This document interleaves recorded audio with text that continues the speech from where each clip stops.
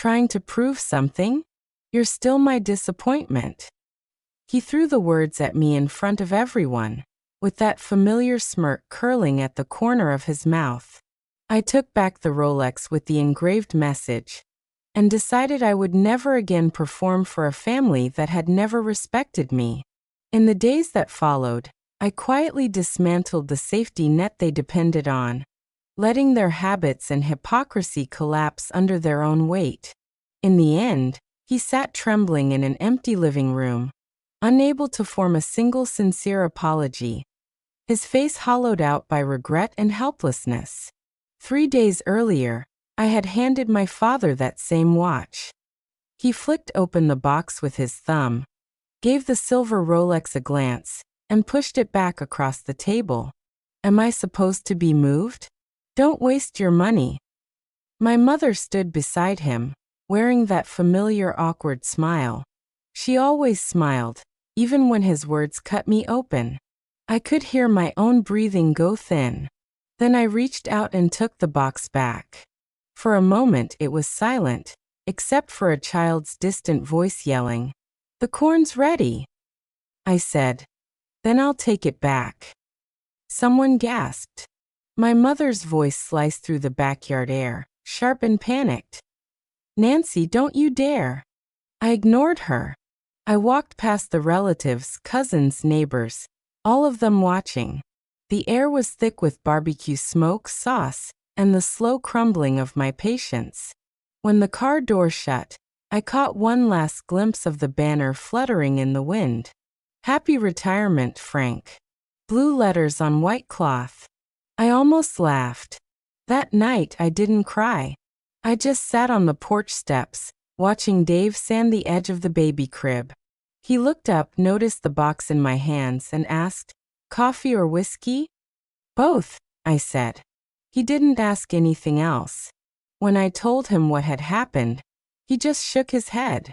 "You shouldn't have gone," he said. "But I know why you had to." I was never a daughter who didn't try. He missed my high school play, said my college graduation wasn't a big deal. Left early from my wedding because the music was too loud. And me? I used my first promotion bonus to buy that watch, engraved for the time you gave us. It was meant as a gesture, maybe even a last illusion. The next morning, my phone wouldn't stop vibrating. 12 missed calls: Mom, Dad, Aunt Lisa, Grandpa. Then Grandpa finally got through. "Your mother says you stole your father's watch and took their car." That's when I remembered the keys I'd grabbed from Mom's purse while looking for my charger. That car, the one registered, insured, and financed under my name. They hadn't made a single payment in 10 months. I thought helping them through a rough patch was filial piety. Turns out, they thought it was tribute. I stared at the keys in my palm and finally understood my role. A child trying to buy respect from people who had none to give. Grandpa came over a few days later. He wore his old wool coat and sat at my kitchen table, the Rolex beside his coffee. "You've had enough of him," he said. I nodded. He continued, "Your father used to say he'd buy himself a nice watch one day. He never did. The moment you handed him this one, he knew he'd lost." He finished his coffee, set down the cup. "If they show up again, don't open the door. Call me." I did as he said. They came right on schedule. 3 days later, 7 a.m., 5 sharp rings of the doorbell. Dave answered while I listened from upstairs. That voice, I knew it instantly. Not asking, commanding. "I just want to know one thing," Dad said. "Where's the watch?" Dave stood firm in the doorway. "It's not yours anymore. It was a gift. When you humiliated her in front of everyone, the gift ended there." Dad's jaw twitched. He muttered, "You'll see what kind of person she really is," then turned and left. From the window, I watched the dust rise behind his car. I felt nothing. A few days later, his revenge arrived.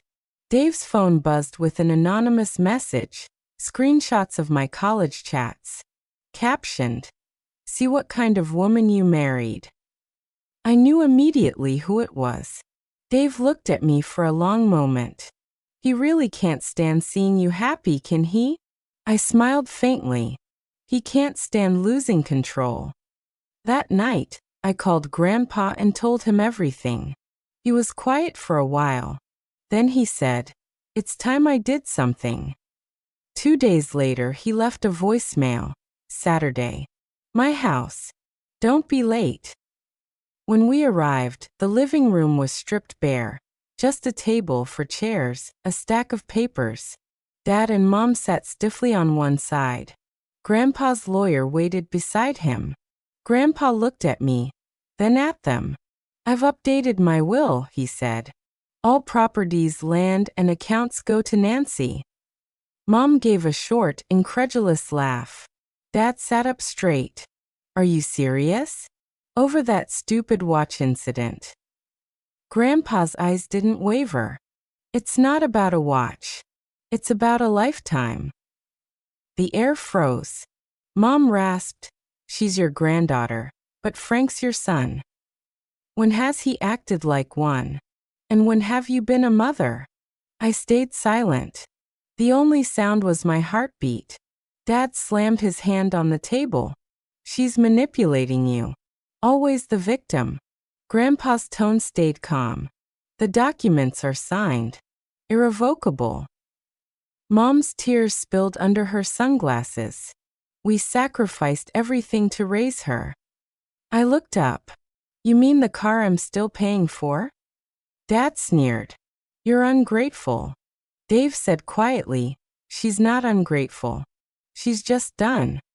The lawyer closed the folder. "Meeting's over." Grandpa looked up. "Please leave my house." As they walked out, I saw my father's hand shaking. That was the first time I truly understood. Revenge doesn't need rage. Sometimes it's just reclaiming what was always yours.